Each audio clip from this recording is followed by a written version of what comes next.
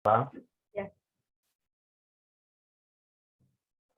Baik, untuk materi selanjutnya tentang kalender akademik akan dibacakan oleh rekan saya Rendra Sukma.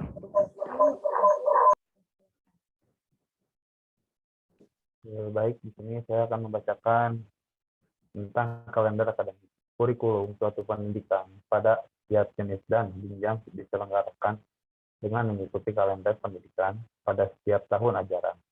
Kalender pendidikan adalah pengatur waktu untuk kegiatan pembelajaran peserta didik. Selama 1 tahun ajaran, kalender pendidikan mencakup permulaan tahun ajaran, minggu efektif belajar, waktu pembelajaran efektif, dan hari libur. Permulaan tahun pembelajaran adalah waktu dimulainya kegiatan pembelajaran pada awal tahun. Pembelajaran pada setiap satuan pendidikan.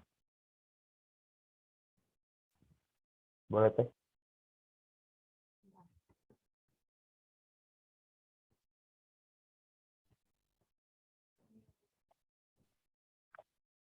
Minggu efektif belajar adalah jumlah minggu kegiatan pembelajaran untuk setiap tahun pelajaran pada setiap satuan pendidikan. Waktu pembelajaran efektif adalah jumlah jam pembelajaran setiap minggu meliputi jam pembelajaran untuk seluruh mata pelajaran termasuk muatan lokal ditambah jumlah jam untuk kegiatan pengembangan diri. Waktu libur adalah waktu yang ditetapkan untuk tidak diadakan kegiatan pembelajaran terjadwal pada suatu pendidikan yang dimaksud. Waktu hari libur dapat berbentuk pada tidak tengah semester, tidak antara semester, libur akhir tahun pelajaran, dan libur keagamaan. Hari libur untuk termasuk hari besar nasional dan hari libur khusus.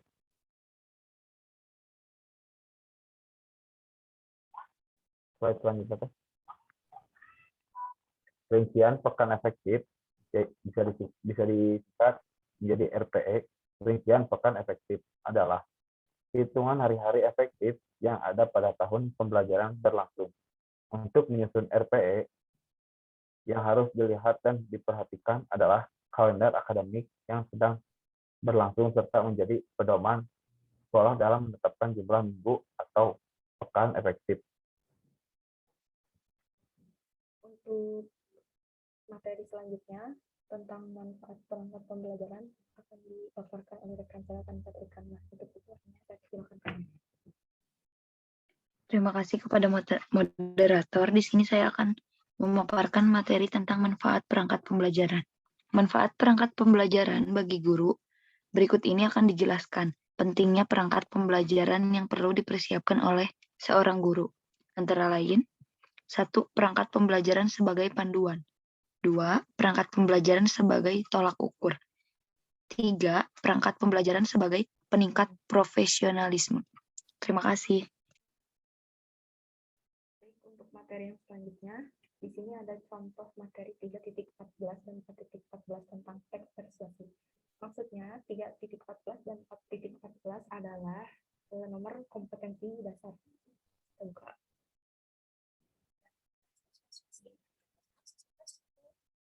Teks persuasi. Kompetensi dasarnya 3.14, yaitu menelaah struktur dan kaidah kebahasaan teks persuasi, dan yang berupa saran, ajakan, dan pertimbangan tentang berbagai permasalahan yang aktual dari berbagai sumber yang didengar dan dibaca. Lalu 4.14 yaitu menyajikan teks persuasi, saran, ajakan, arahan, dan pertimbangan secara tulis manisan dengan memperhatikan struktur kebahasaan atau aspek lisan. Tujuannya dari pembelajaran ini, siswa mampu menentukan struktur kebahasaan teks persuasi yang dibaca dan mampu menulis teks persuasi. Teks persuasi ini berisi ajakan, larangan, maupun saran, bersifat membujuk secara halus supaya menjadi yakin.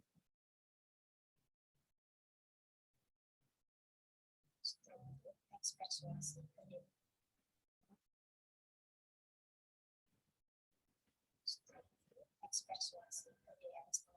Selanjutnya ada struktur teks persuasi.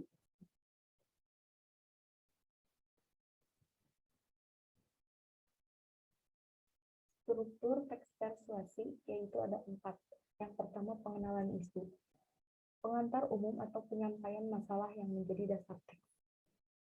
Lalu yang kedua, rangkaian argumen, yaitu sejumlah pendapat atau argumen terkait dengan isu. Biasanya diperkuat fakta yang dapat menyokong pendapat.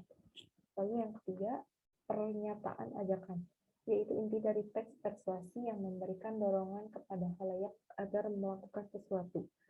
Lalu yang keempat, penegasan kembali, yaitu menegaskan kembali atas pernyataan sebelumnya. Biasanya ditandai ungkapan demikianlah dengan demikian. Oleh karena itulah,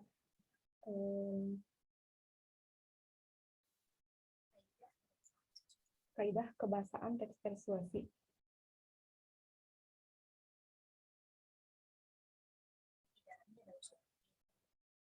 Inti dalamnya ada unsur inti.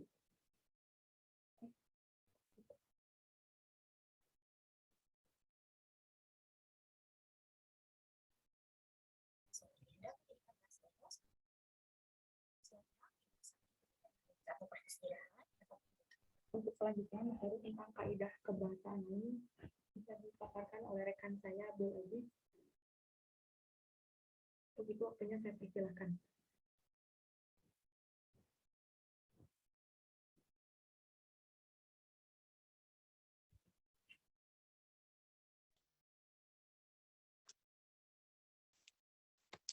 Lalu yang selanjutnya, kaidah kebahasaan lain. Yang pertama ada kata teknis atau peristilahan berhubungan dengan topik yang dibahas. Lalu kedua, kata penghubung. Argumentatif seperti jika, sebab, akibat, karena, dengan demikian, oleh karena itu. Lalu yang ketiga, kata kerja mental.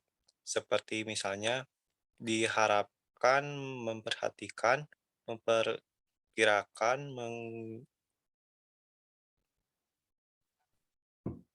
menduga, berpendapat, berasumsi, menyimpulkan. Lalu yang keempat, kata perujukan seperti misalnya berdasarkan, berujuk pada pendapat. Boleh Teh dilanjut?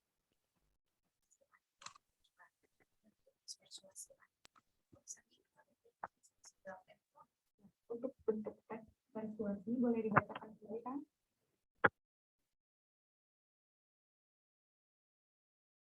Ya, contoh-contoh bentuk teks persuasi yaitu bentuk pidato misalnya propaganda, kampanye lisan, promosi niaga, lalu bentuk elektronik misalnya iklan di TV, bioskop, dan internet, lalu ada bentuk tulisan misalnya iklan dan selebaran.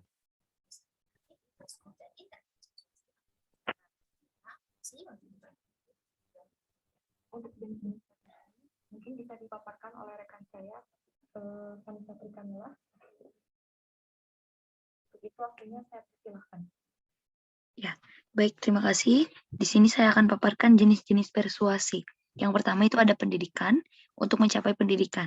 Yang kedua, advertensi untuk memperkenalkan barang atau jasa tertentu. Yang ketiga, politik, untuk mencapai tujuan-tujuan politik dan keanekaragaman. Yang keempat, propaganda untuk tujuan kampanye atau mengajak warga. Propaganda untuk tujuan kampanye.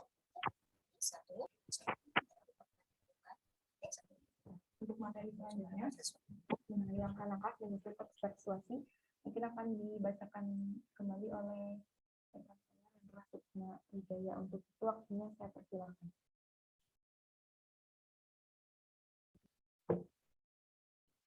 Langkah-langkah menyusun teks persuasi. 1. Tentukan tema berkaitan dengan ajakan. 2. Memuat perangkat tulisan sesuai dengan struktur teks persuasi. 3. Pengumpulan data berupa pendapat dan fakta yang dapat dipertanggungjawabkan. Yang keempat, pengembangan teks atau menyusun paragraf sesuai struktur dan kaidah kebahasaan.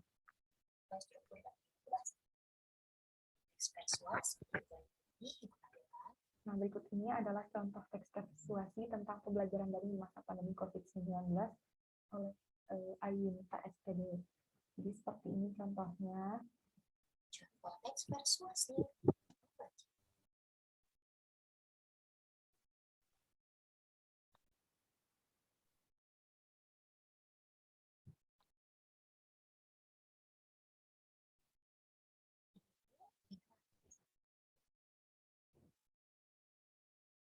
Ya, baik, itu tadi adalah hasil presentasi kami mengenai perangkat pembelajaran dan mengenai kompetensi dasar 3.14 dan 4.14.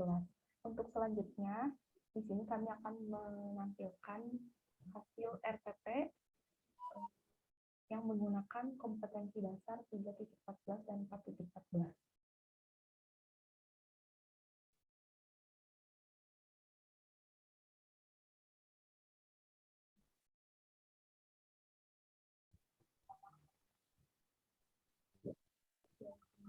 Pada hasil RPP yang menggunakan kompetensi di sini, mata pelajarannya alokasi waktunya 2 jam pertemuan, itu 2 kali 45 menit. Itu butir-butir penting yang dapat diteladani dari teks biografi berkaitan dengan bidang pekerjaan. 14 itu menunjukkan hal-hal yang dapat diteladani dari tokoh yang terdapat dalam teks biografi berkaitan dengan bidang pekerjaan yang dibaca secara sempurna. Lalu TK-nya 3.1 yaitu memahami isi teks biografi, 3.14 2 mengidentifikasi struktur teks biografi. 4.14 mengidentifikasi yang dapat diteladani dari tokoh biografi, dan 4.14 menemukan keistimewaan tokoh biografi. Materinya di sini adalah contoh teks biografi, gambar tokoh biografi, dan struktur teks biografi. Tujuan pembelajarannya melalui proses pembelajaran dengan model problem based learning dan peserta didik mampu mengidentifikasi isi dan struktur teks biografi, hal yang dapat diteladani, serta mampu menemukan keistimewaan tokoh biografi baik tulisan maupun tulis dengan sikap tanggung jawab, kreatif, kerjasama, dan selalu bersyukur kepada Tuhan Yang Maha Esa. Sumber belajarnya dari Suherli dan kawan-kawan tahun 2017. Lalu buku peserta didik Bahasa Indonesia kelas 10 revisi tahun 2017, Jakarta Pusat Kurikulum dan Perbukuan Balitbang Kemendikbud, internet, lingkungan sekitar, dan sumber lain yang relevan. Persepsinya, 1. Pendidik mengaitkan pembelajaran materi sebelumnya teks eksposisi. Lalu 2. Guru menyampaikan tujuan dan materi pembelajaran teks biografi. Kegiatan pembelajarannya di antara lain. Yang pertama, guru menampilkan gambar tentang B.J. Habibie, contohnya. Lalu yang kedua, peserta didik memperhatikan gambar yang ditampilkan dan mengidentifikasi gambar. Lalu yang ketiga, peserta didik dibagi menjadi beberapa kelompok. Yang keempat, guru menugaskan peserta didik untuk membaca buku sumber penulis untuk mengaitkan gambar yang ditampilkan. Lalu peserta didik mengidentifikasi masalah dengan memahami isi teks biografi. Lalu peserta didik secara berdiskusi menemukan struktur teks biografi. Lalu guru menugaskan peserta didik untuk menunjukkan hasil pencarian teks biografi di media cetak atau media online secara berkelompok, berdiskusi, dan menemukan struktur teks biografi. Lalu 8, peserta didik mengidentifikasi hal yang dapat diteladani dan keistimewaan dari tokoh biografi secara berkelompok. 9, peserta didik memeriksa kembali kesesuaian hal yang dapat diteladani dan keistimewaan dari tokoh biografi yang telah dianalisis. 10, peserta didik menginterpretasikan teks negosiasi dengan menemukan hal yang dapat diteladani dan keistimewaan tokoh biografi. Yang terakhir, peserta didik menarik kesimpulan hal yang dapat diteladani dan keistimewaan yang telah diungkapkan di depan kelas. Bagian penutup dan umpan balik, guru memberikan refleksi dengan cara lisan kepada peserta didik. Lalu peserta didik menerima penjelasan tugas mencari contoh teks biografi untuk pertemuan selanjutnya. Peserta didik dan guru mengakhiri kegiatan belajar mengajar dengan berdoa kepada Tuhan Yang Maha Esa. Penilaian yang dinilai dari sini adalah yang pertama, penilaian sikap dilakukan selama proses pembelajaran dengan cara pengamatan dan observasi.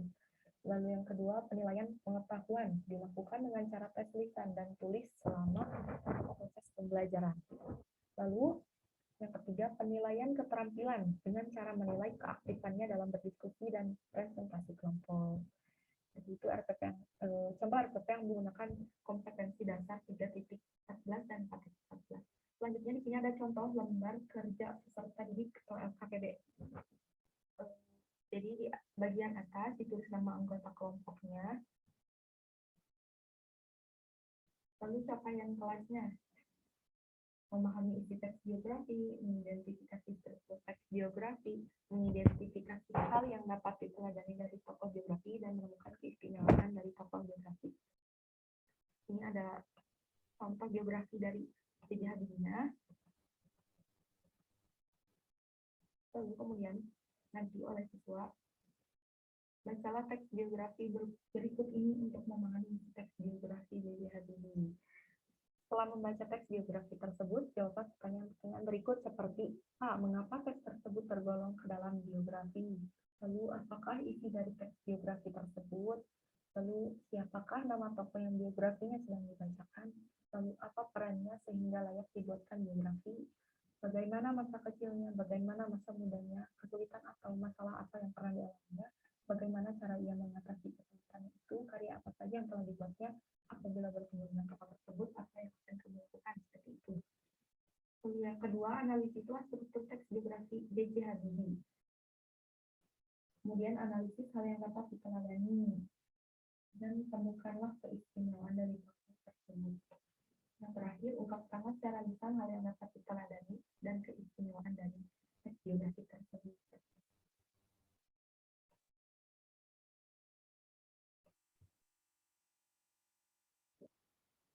Ya baik, itu tadi adalah hasil presentasi dari kelompok kami mengenai perangkat pembelajaran dan materi 3.14 dan 4.14. Materi kompetensi dasar 3.14 dan 4.14. Sebelumnya saya memohon maaf apabila di kelompok ini masih ada kekurangannya. Masih banyak kekurangannya dan jauh dari kata sempurna. Wabillahi taufiq wal hidayah. Wassalamualaikum warahmatullahi wabarakatuh.